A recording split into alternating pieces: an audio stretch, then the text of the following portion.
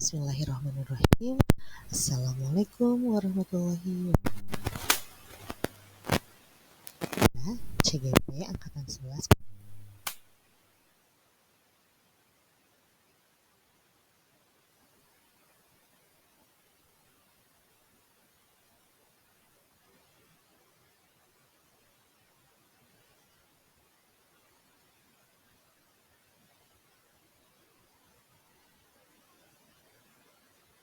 Memiliki kemampuan dalam mewujudkan budaya positif di sekolah.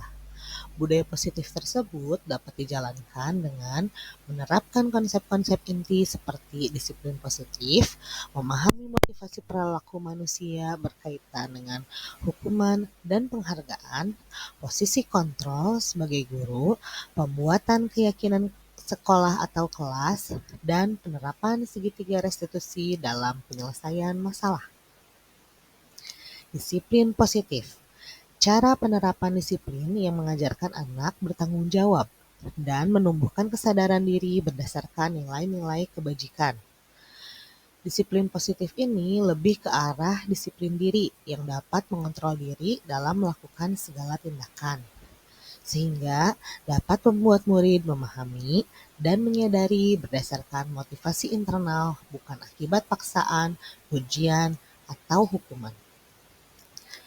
Motivasi perilaku manusia dibagi menjadi dua, yaitu motivasi internal dan motivasi eksternal. Motivasi eksternal ini dilakukan untuk menghindari ketidaknyamanan atau hukuman atau untuk mendapatkan imbalan atau penghargaan dari orang lain. Motivasi internal ini dilakukan biasanya untuk orang yang mereka inginkan dan menghargai diri sendiri dengan nilai-nilai yang mereka percaya. Motivasi internal untuk menjadi orang yang mereka inginkan dan menghargai diri sendiri dengan nilai-nilai yang mereka percaya, mereka akan menghindari hukuman dan pemberian penghargaan berlebihan agar meminimalisir motivasi eksternal dalam diri murid. Posisi kontrol seorang guru. Posisi kontrol seorang guru terdapat 5: penghukum, pemantau, teman, pembuat rasa bersalah, dan manajer. Diharapkan kita sebagai guru memiliki posisi sebagai seorang manajer. Posisi kontrol seorang guru sebagai manajer. Guru berbuat sesuatu bersama murid, mempersilahkan murid mempertanggungjawabkan perilakunya, dan mendukung murid agar dapat menemukan solusi atas permasalahannya sendiri. Posisi manajer mengacu pada segitiga restitusi yang dapat menjadikan murid sebagai manajer bagi dirinya sendiri, sehingga tercipta identitas positif atau berhasil pada diri murid. Keyakinan sekolah atau kelas. Guru berperan dalam mewujudkan terbentuknya keyakinan sekolah atau kelas dengan adanya kesepakatan antara guru dan murid.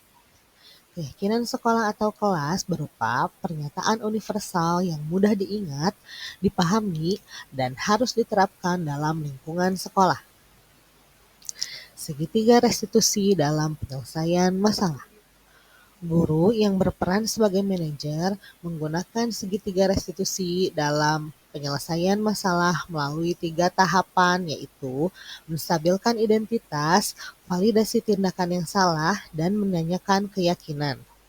Tujuannya menghasilkan murid yang mandiri dan bertanggung jawab. Budaya positif. Kaitan budaya positif dan filosofi Ki Hajar Dewantara, nilai dan peran guru penggerak, juga visi guru penggerak adalah kita dapat membuat salah satu perubahan yang diinginkan sesuai dengan visi guru penggerak sehingga terbentuknya budaya positif agar diperoleh sekolah yang nyaman, aman, dan berpihak pada murid. Untuk mewujudkan visi guru penggerak tersebut dengan pembuatan prakarsa perubahan sesuai filosofi Ki Hajar Dewantara dan profil pelajar Pancasila. Refleksi. Sejauh mana pemahaman Anda tentang konsep-konsep inti yang telah Anda pelajari di modul ini? Adakah hal-hal menarik untuk Anda dan di luar dugaan? Saya sudah memahami konsep-konsep inti dalam modul budaya positif berkaitan dengan disiplin positif, teori kontrol, teori motivasi, hukuman dan penghargaan, posisi kontrol guru, kebutuhan dasar manusia, keyakinan kelas, dan segitiga restitusi. Seluruh konsep inti tersebut harus diresapi dalam diri, diwujudkan dalam tindakan, dan dibagikan pada rekan guru di sekolah. Hal yang menarik bagi saya dan di luar dugaan adalah saat saya mempelajari motivasi perilaku manusia berupa penghargaan, ternyata penghargaan dapat berdampak kurang baik bagi murid.